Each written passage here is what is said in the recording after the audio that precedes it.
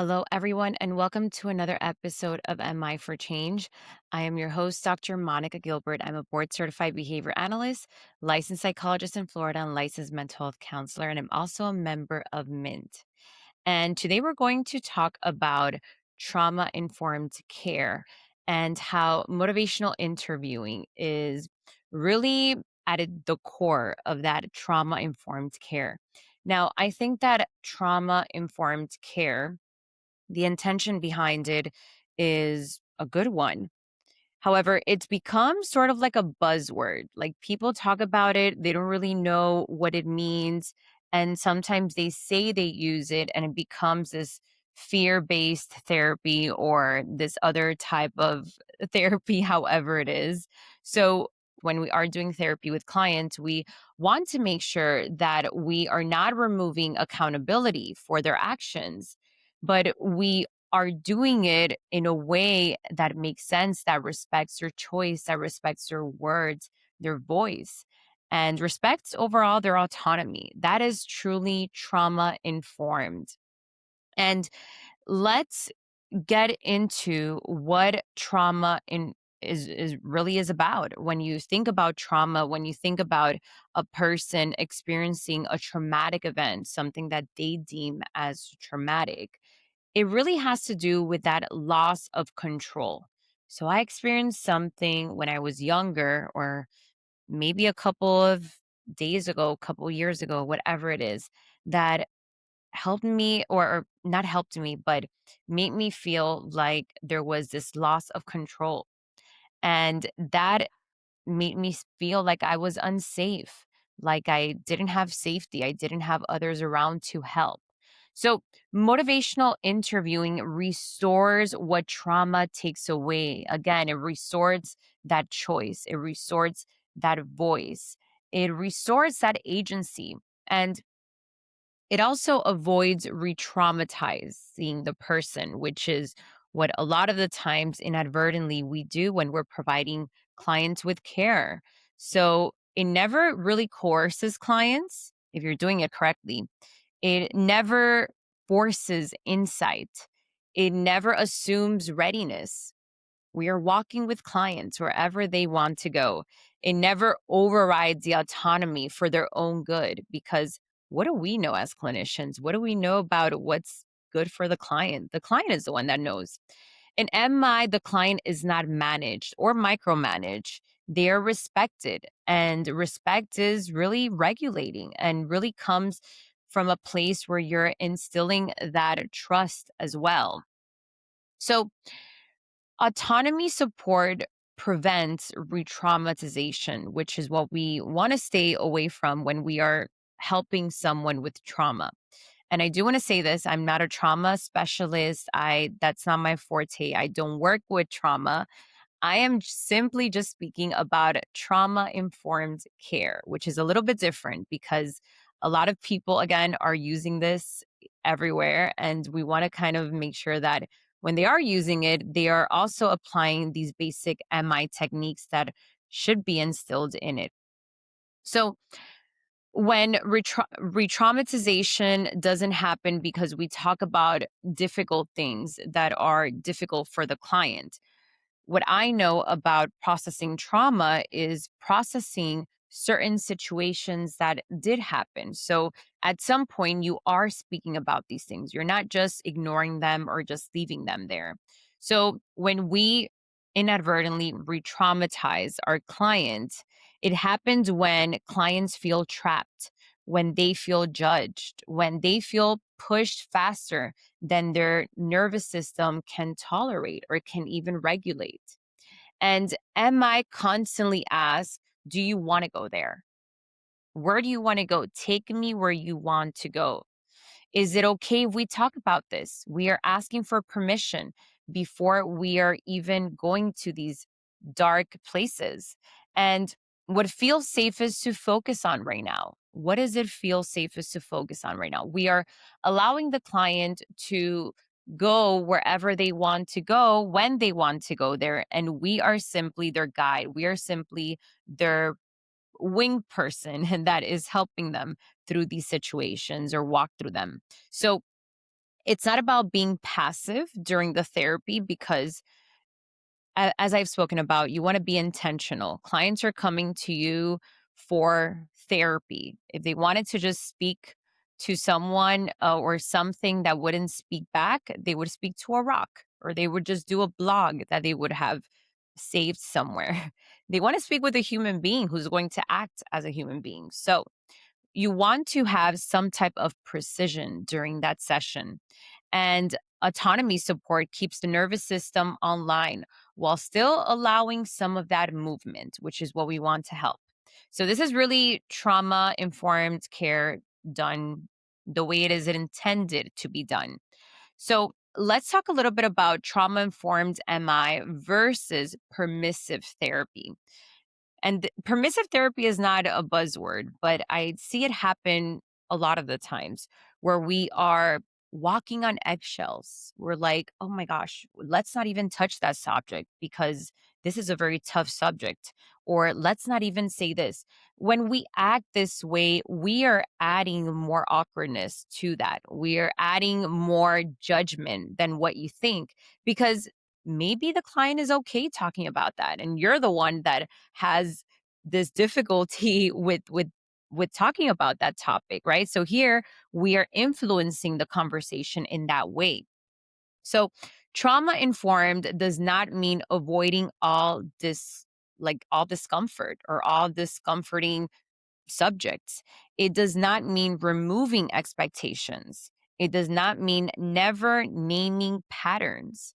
It does not mean staying stuck to avoid triggering feelings. That's not what trauma informed is.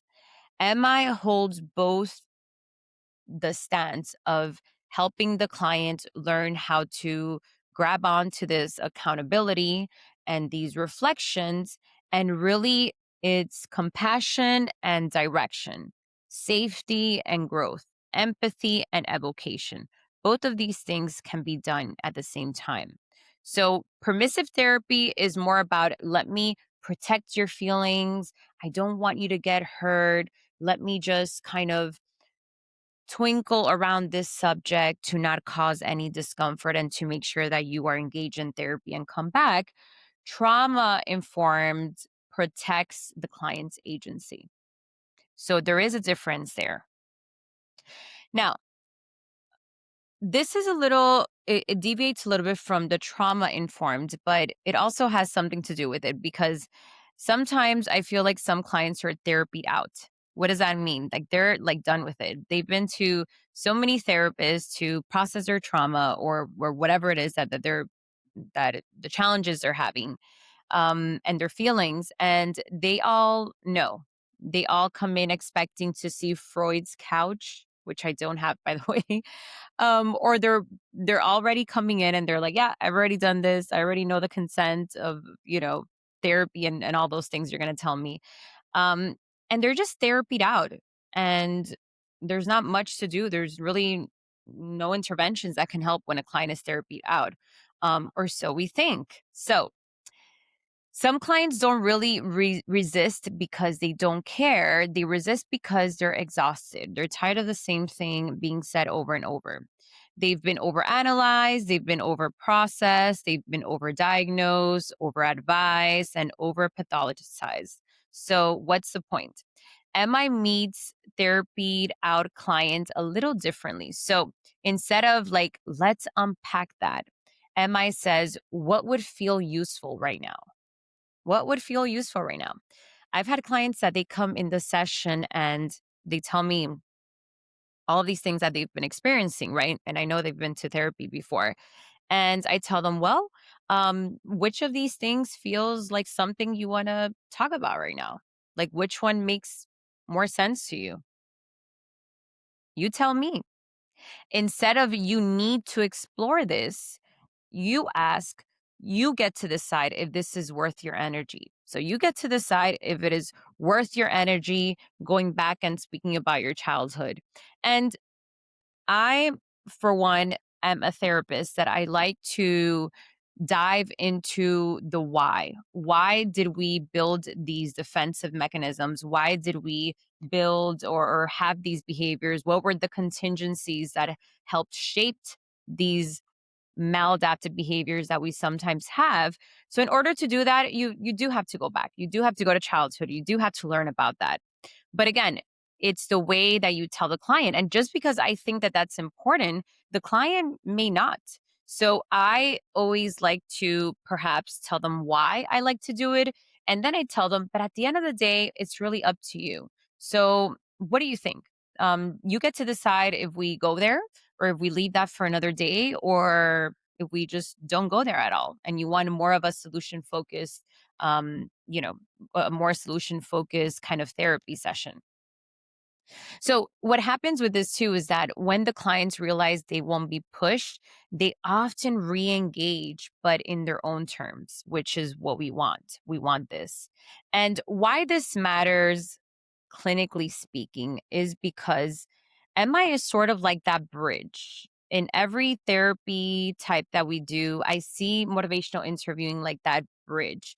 Like we can do MI and ACT or ACT. I know some people will get offended because I said ACT or ACT, but we can do it. We can do ABA parent coaching session. We can do psychodynamic, psychodrama, whatever it is. In whatever kind of therapy modality we use, we are going to communicate. So, MI is that bridge. Motivational is that bridge where we are telling the truth, we are naming patterns, we are evoking change, we are respecting limits, and we move at a speed that is safe for the client. And this allows us to be ethical and really powerful as clinicians while still having that trauma informed care or trauma informed attitude. I like that better, trauma informed attitude. So it isn't really about being careful when you're working with clients, it's really about being attuned to their needs. So, next time that you hear trauma informed care, I do hope that you are able to conceptualize it and see it differently. And I do want to put a disclaimer. Again, I'm not a trauma therapist or anything like that, but when we use these buzzwords, we have to do our own research on what people are using it for just because something is popular. And I'll give you an example CBT. I have parents that call our practice and they're like, hey, I want to make sure that you guys do CBT. And I'm like, okay. And they're like, because the neurologist recommended that we only use a CBT approach with my child, with the child. And I'm like, okay, well, what do you know? Like, what do you see CBT like, right? Because at this point of my career, I think we all naturally do CBT. It's not really something that you need a certificate for or like that you need much training for. CBT is sort of like our basics. So what this parent is really saying is, do you do basic therapy? Which my answer would be yes and more. But anyways, this parent was just recommended CBT. They weren't explained what CBT was. They weren't even told like this is what CBT works on. Do you think that this is the best approach for your child? And then given that space to decide. So they were giving this recommendation and told to just run with it. So this is what they did. And when I get parents like that, the first thing I do is, of course, I ask, what do you know about CBT? And once they tell me, and a lot of the times they really don't know what cognitive behavioral therapy is. They don't even know what CBT stands for. I tell them a little bit about what CBT is. I tell them how I use CBT in the session. And I also emphasize, which I think is important for all of us as clinicians to do, is that your child or you will get an individualized approach.